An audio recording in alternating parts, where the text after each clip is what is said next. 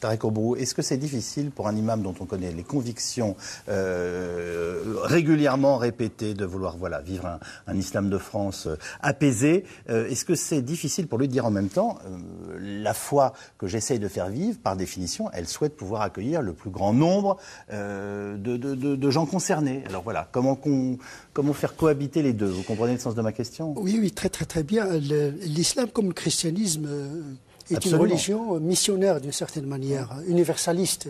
Dans la doctrine du salut ne se conçoit que dans la notion du partage et du témoignage. Aujourd'hui, on parle de témoigner de sa foi. Donc on a sécularisé un petit peu le mot missionnaire, on l'a atténué, on l'a adouci, donc on témoigne de sa foi sans l'imposer. Et en effet, l'intrication des cultures permises par les moyens de communication, les déplacements favorisés par des moyens de plus en plus sophistiqués de transport, etc., a fait que les religions qui ont été conceptées dans des frontières culturelles, aujourd'hui, se trouvent dans une mondialisation, dans un petit village où la proximité mentale et physique où le virtuel et le réel se combinent. Donc les théologiens sont amenés à revoir leur copie et à repenser leur foi à la lumière de notre anthropologie humaine moderne. Est-ce que les nouveaux convertis à l'islam sont aussi nombreux qu'on le dit aujourd'hui dans notre pays? D'abord, la question de la conversion en islam, vous savez, c'est très difficile d'un petit peu d'avoir un recensement parce qu'on n'a pas d'acte de baptême. Il n'y a pas de rite initiatique. On entre et on sort en islam sans avoir une statistique fiable. On voit quand même s'il y a du monde à la mosquée, si dans la mosquée il y a des jeunes gens. Vous voyez ce que je veux dire? Tout est relatif. Et ça pousse, quoi. Parce que l'expérience dans une mosquée ne peut pas être exportable et universalisée. Effectivement, on voit ceux qui viennent, mais on ne voit pas ceux qui partent. Donc c'est ça, pour être objectif, oui, il y a une conversion vers l'islam, mais il y a une conversion surtout pour le protestantisme. Il y a beaucoup de musulmans qui vont dans l'autre sens. Je connais même des cas où il y a des conversions vers le judaïsme, etc. C'est-à-dire que les mouvements passent dans tous les sens. Je ne vous ferai pas dire que l'islam est quand même la religion qui pousse en France, qui est une réalité, non, objective, même si on n'a pas les chiffres. Vous pensez que c'est un fantasme? Avant d'arriver à la crainte ou à la peur, déjà sur la matérialité des faits. D'abord, il faut distinguer un peu les répertoires. L'islam est une spiritualité, aujourd'hui portée par une anthropologie maghrébine. Et donc, il y a une confusion entre la maghrébinité, l'arabité, la culture musulmane. Donc il y a un problème théologique à serrer un petit peu les appartenances. Aujourd'hui, c'est même beaucoup de musulmans qui se revendiquent de l'islam. Malheureusement, c'est un rapport identitariste, réactionnaire, etc. On est dans l'ère de la généalogie, de l'archéologie, on remonte vers des origines imaginées, imaginaires. Et les musulmans également sont dans cette inertie de désécularisation, parce qu'il y a un retour un petit peu à la religion, un retour sauvage d'ailleurs, qui ne passe pas par les canaux, les institutions classiques. Donc il y a un zapping, il y a un bricolage religieux, il y a presque un phénomène de modernisation de la religion parce qu'il y a un refus des autorités. L'imam n'est plus cet imam du début du XXe siècle. Aujourd'hui, l'Internet, les gens choisissent leur religiosité. En fait, vous me faites une analyse sociologique à ma question qui d'abord était, si je puis dire, démographique, ou même une analyse de la foi, parce que, le nombre de musulmans est de plus en plus important dans notre pays. Et voilà, cette réalité, je crois que c'est elle, en ce moment, qui inquiète parfois et qui crée aussi une peur de la concurrence des autres églises. Peut-être pour deux raisons. C'est-à-dire que les musulmans résistent peut-être à la sécularisation, au niveau des pratiques religieuses. Je ne parle pas de la sécularisation politique, parce que quand on parle de la sécularisation, on parle de la sécularisation politique, séparation des pouvoirs, on parle de la sécularisation sociologique, mais il y a également la sécularisation des rites. Les musulmans ont gardé une petite fraîcheur, je dirais, ils n'ont pas subi la modernité, ils n'ont pas construit la modernité, n'étaient pas dans l'histoire de l'Occident. Donc ils ont gardé anthropologiquement cette effervescence. Mais il y a également le modèle familial anthropologique qui résiste à une relative atomisation. Donc il y a également le côté démographique, le nombre des enfants, etc. Alors en tout cas, c'est du jamais vu en ce moment. Depuis 50 ans au Vatican, 262 évêques réunis en synode, au cœur des débats, le recul de la religion catholique, notamment en Europe. L'objectif, une opération reconquête, bref, une nouvelle évangélisation. Et en guise d'électrochoc, vous en avez tous entendu parler, un film de propagande présenté par l'un des cardinaux. On y annonce que la France sera une république islamique d'ici 40 ans. Voici le reportage d'Elisa Coudray et Dominique Lemarchand. In a matter of years, Europe as we know it will cease to exist. Why? Immigration. Islamic immigration. De quoi faire trembler la vieille Europe. À grand renfort de schémas et de statistiques, plus ou moins vérifiables, cette vidéo diffusée sur Internet depuis 2009 développe une théorie. Pour des raisons démographiques, les musulmans domineront bientôt le continent.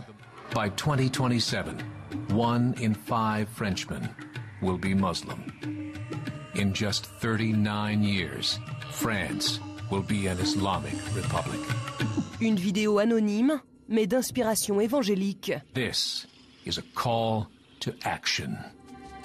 Un film de propagande qui a créé la semaine dernière une polémique au Vatican.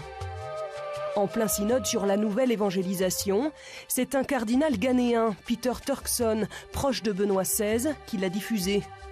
Scandale. L'Église française notamment condamne fermement cette vidéo jugée inadmissible. C'est du n'importe quoi. C'est pas comme ça qu'on dialogue entre religions. Nous avons, nous en France, de très bonnes relations avec les responsables de l'islam. Vraiment une relation de fraternité avec les responsables. Les responsables de culte se rencontrent. Il y a un dialogue au sommet qui est assez facile.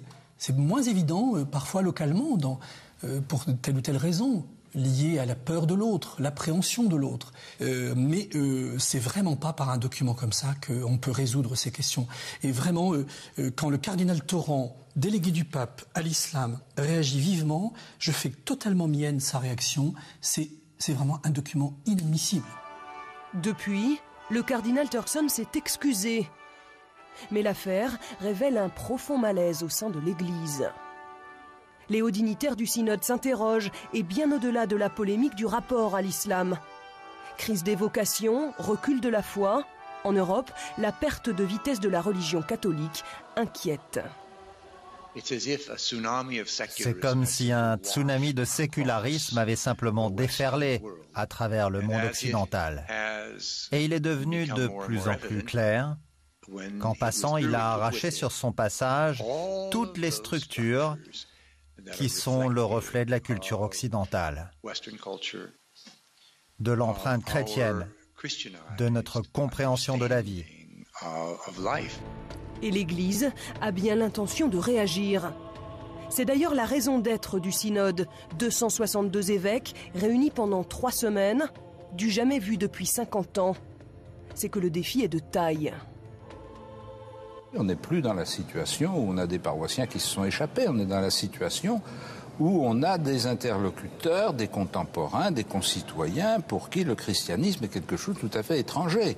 Donc il ne s'agit pas simplement d'aller gratter un peu pour faire ressortir le catéchisme qui est enfoui. Il s'agit d'une première annonce de l'Évangile. L'Église, à l'heure de la reconquête, enfin presque.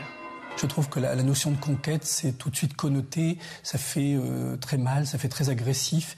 Et sur le plan religieux, ça ne porte rien de bon. L'histoire le révèle. Et les querelles entre les religions sont souvent liées à ça, à cet esprit de conquête. On n'est pas là pour du prosélytisme. Mais par contre, c'est vrai qu'il y a des inquiétudes. Il y a parfois des décalages réels entre nos paroles et la société.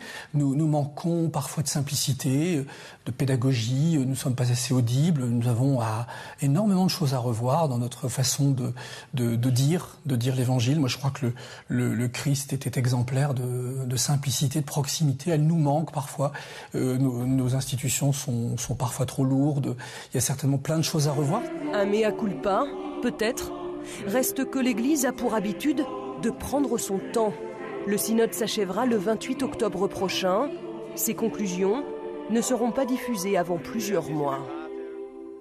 Je me demande quand même s'il n'y a pas une extraordinaire hypocrisie, parce que, et je dis ça avec tout le respect qu'on doit à l'ensemble des intervenants qu'on vient d'entendre, d'un côté des cardinaux qui sont effectivement en train de réfléchir au recul et aux problèmes que ça pose, qui me semble moi tout à fait normal de leur point de vue de l'Église catholique. Voilà, en même temps des responsables de la communauté musulmane qui n'osent pas vraiment dire que bien sûr qu'ils sont en mission au bon sens du terme et qui souhaitent croître normalement dans ce pays. Voilà, alors tout ça avec une espèce de dialogue interreligieux dont on ne comprend pas jamais très bien à quoi il sert, pourquoi, comment. Enfin, comment vous percevez les choses, vous ? Si chacun se disait la vérité, ça serait peut-être plus simple, non ? Je ne sais pas s'il y a une vérité à dire en la matière. En tous les cas, il y a un apprentissage à faire. Il y a quelque chose de... En fait, le problème, c'est qu'il y a quelque chose de résolument neuf qu'aucune civilisation n'a vécu avant nous, qui est de vivre ensemble, dans des mêmes territoires, en ayant des foi et des convictions différentes, voire en n'en ayant pas.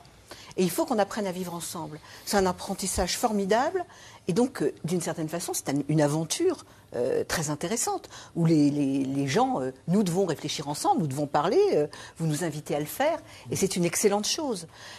Parce que, effectivement, la peur nous habite. La peur habite les uns et les autres. Quand on fait les comptes, je veux dire, on voit bien qu'il y a une diminution des signes de la pratique.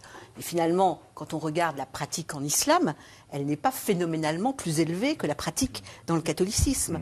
Donc ce n'est pas forcément ces critères-là qui sont les meilleurs à observer.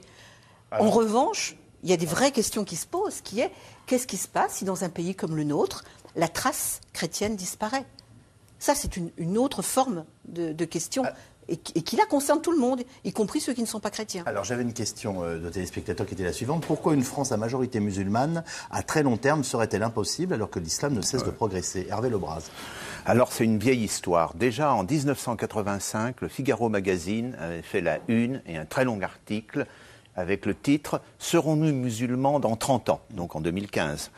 Et les auteurs, alors la couverture, c'était une Marianne avec un voile, presque un tchador. Je m'en souviens.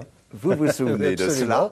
Et calcul à l'appui, un démographe conseiller d'ailleurs de Le Pen et d'autres, qui étaient plutôt des démographes respectables, montraient par des calculs de projection que c'est en 2015 que ça allait arriver, parce qu'il y aurait plus d'originaires du Maghreb en France que d'originaires de parents français. Et à cette époque-là, c'était tout à fait possible de faire un calcul de ce type, parce que l'immigration augmentait et parce que la taille moyenne des familles, le nombre d'enfants par femme était de 6 dans le Maghreb.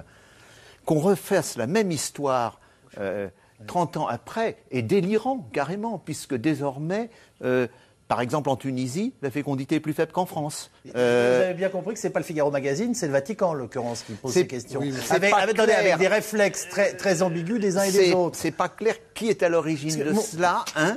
Et deux, c'est aussi, et là je vais aller dans votre sens, c'est une impression de mise en scène, c'est-à-dire que ça n'a aucun rapport avec les évolutions réelles, c'est une mise en scène pour dramatiser ce qui est en train de se produire dans l'Église. C'est comme ça que je vois les choses. Avec des enjeux et des conséquences politiques, que ça soit à l'échelle européenne et aussi je crois qu'une des France. Enfin, moi, ça fait quand même donc 25 ans la couverture du Figaro Magazine. Moi, ça fait 30 ans que je reçois en tant que journaliste régulièrement des courriers, généralement pas signés, de personnes apparemment d'extrême droite, qui m'envoient des mosquées pour m'expliquer que demain on va tous être convertis à l'islam. Non mais voilà, je vous le dis. Non, c'est pour dire qu'il y a des récurrences dans les obsessions. Il y a des récurrences, mais si vous voulez, dans les questions de migration et peut-être dans certaines questions de religion, les idées toutes faites, les lieux communs ont une vie beaucoup plus longue que les faits. Les faits changent très rapidement, même dans tout ce qui concerne l'immigration, les faits sont en train de changer très rapidement dans toute l'Europe. Et malgré cela, on vit sur un stock de vieilles idées. Et c'est pour ça que très souvent, on voit réapparaître des thèmes du genre de celui qui vient d'apparaître au Vatican. Même avant 1985, ce thème a été évoqué dans des articles dans les années 1930. Cette fois-ci, c'était l'inverse.